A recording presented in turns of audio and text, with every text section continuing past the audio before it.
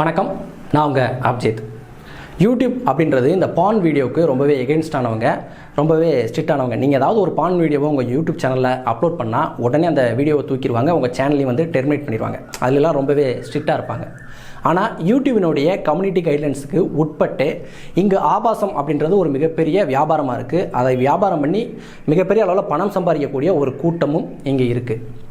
இது எல்லோரும் நம்ம பார்க்குறோம், ஆனால் பெரிதாக வந்து அதை கவனிக்கிறது இல்லை. சில நேரங்களில் இந்த ஆபாசத்தை விற்கக்கூடிய அந்த கூட்டத்தால் ஒரு பாதிப்பு என்பது ஏற்படும் போது அது மிகப்பெரிய அளவில் பேசுபொருளாகுது. அப்படி தான் இப்பயும் ஒரு விஷயம் பேசுபொருளாக இருக்குது. அதை பற்றி தான் நம்ம இந்த பதிவில் பார்க்க போகிறோம்.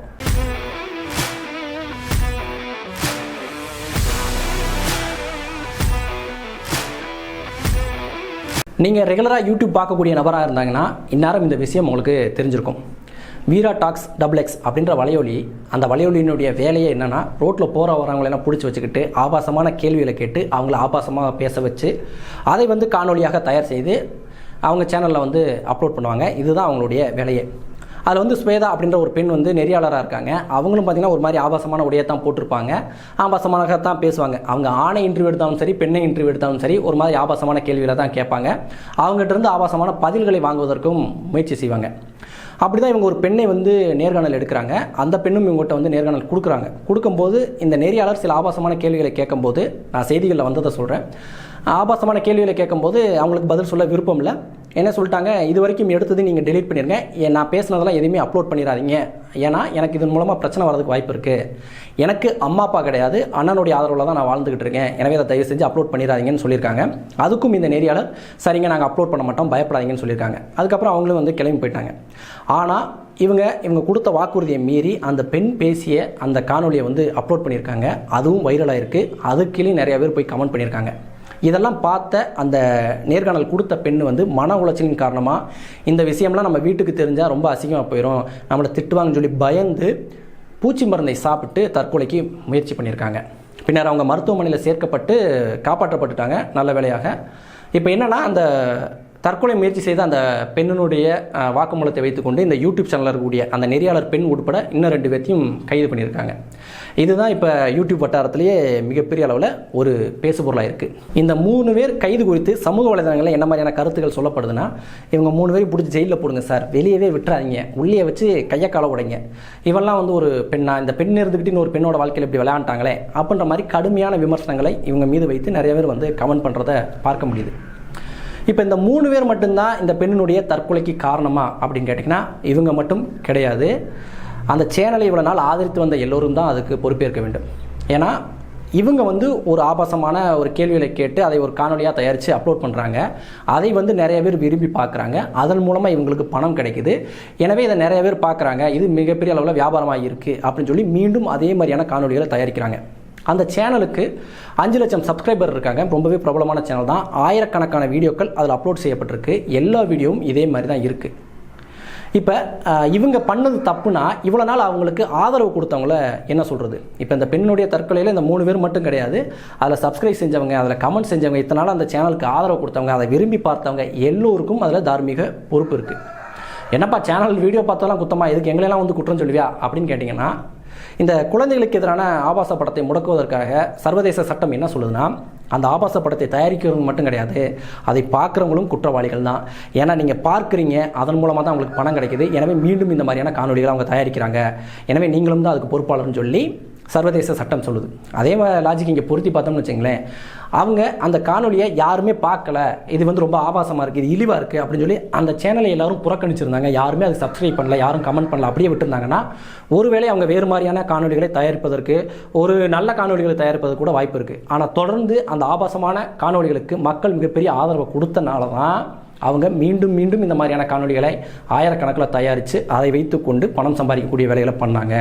எனவே இந்த பெண்ணினுடைய தற்கொலை முயற்சிக்கு அந்த சேனலை சார்ந்தவங்க மட்டும் கிடையாது, அதை பார்த்தவங்க, அதை சப்ஸ்கிரைப் பண்ணவங்க, கமெண்ட் பண்ணவங்க எல்லோருக்கும் பங்கு இருக்குது அப்படின்றது தான் உண்மை.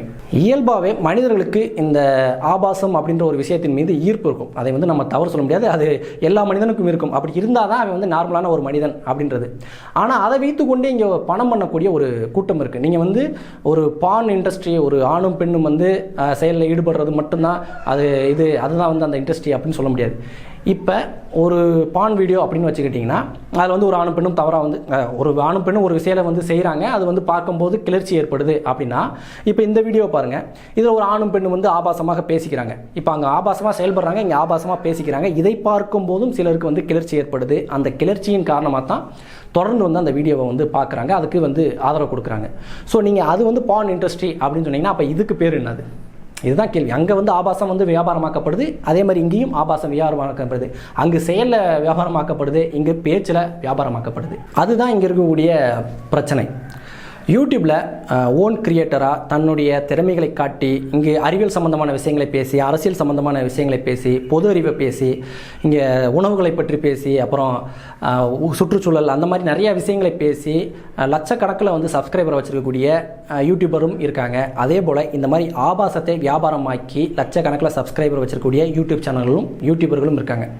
இதுலேயும் நிறைய கேட்டகரிகள் இருக்குது. இப்போ குறிப்பாக பார்த்தீங்கன்னா இப்போ ஒரு புது ட்ரெண்ட் வந்திருக்கு.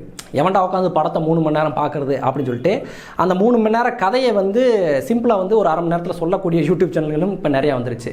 அது வந்து பொதுவான உலக சினிமாக்களை, அர்த்தமுள்ள சினிமாக்களை வந்து பேசக்கூடிய நபர்களும் இருக்காங்க.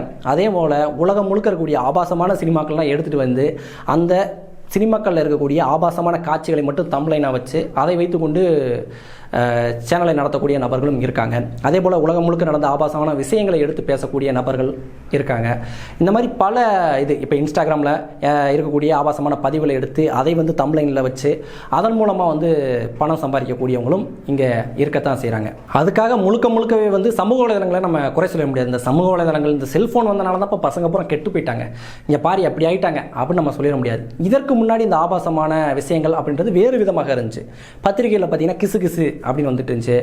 அந்த பத்திரிகையினுடைய நடுப்பக்கத்தில் வந்து பார்த்தீங்கன்னா ஒரு கண்டிப்பாக ஒவ்வொரு வார இதழ்லையும் இந்த சினிமா சம்பந்தமான செய்திகள் வரக்கூடிய எல்லா இடங்களையும் பார்த்தீங்கன்னா ஒரு நடிகையினுடைய கவர்ச்சியான படம் என்பது அங்கே இருக்கும்.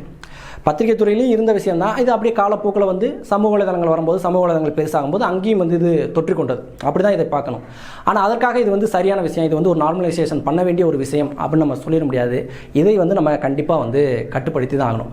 ஏன்னா இது ஒரு வட்டத்துக்குள்ளே இருக்க வரைக்கும் பிரச்சனை கிடையாது. இது தனி மனிதனுடைய வாழ்க்கையை பாதித்து அவங்கள தற்கொலைக்கு தூண்டும் விதத்தில் அது போகுது அப்படின்னா இது கண்டிப்பாக கட்டுப்படுத்த வேண்டிய ஒரு விஷயம்தான். அது மட்டும் இல்லாமல் ஒவ்வொரு கிரியேட்டருக்கும் ஒரு அறம் அப்படின்றது இருக்குது. இது சட்டத்துக்கு உட்படாது அப்படின்றத தாண்டி, யூடியூபினுடைய கைட்லைன்ஸுக்கு உட்படாதுன்றதை தாண்டி ஒவ்வொரு கிரியேட்டருக்கும் ஒரு அறம் என்பது இருக்குது. ஏன்னா இதற்கு முன்பாக இந்த பத்திரிகை துறையாக இருக்கட்டும், ஊடகத்துறையாக இருக்கட்டும், இது எல்லாமே பணம் படைத்தவர்களுக்கு மட்டும்தான் அப்படின்ற ஒரு சூழ்நிலை இருந்துச்சு. ஆனால் அது சமூக வலைதளங்கள் அப்படின்ற ஒரு விஷயம் வந்ததுக்கப்புறம் ஒவ்வொரு தனி மனிதனும் ஒரு கிரியேட்டராக மாற முடியும், ஒரு மீடியாவாக மாற முடியும் அப்படின்ற ஒரு வாய்ப்பை நம்மளுக்கு ஏற்படுத்தி கொடுத்துருக்கு. குறிப்பாக பார்த்தீங்கன்னா இந்த ஜல்லிக்கட்டு போராட்டத்தை சொல்லலாம். ஜல்லிக்கட்டு போராட்டம் இந்த அளவுக்கு மிகப்பெரிய அளவில் வீரியமாக வருவதற்கு ஃபேஸ்புக் அப்படின்ற ஒரு சமூக வலைதளம் காரணம். அந்த ஜியோ வந்து எமர்ஜ் ஆகிட்டு இருந்த அந்த டயத்தில் எல்லோரும் கைக்கும் வந்து இந்த இணையதளம் வரும்போது அந்த ஒரு நல்ல விஷயத்தை வந்து பரப்புனாங்க.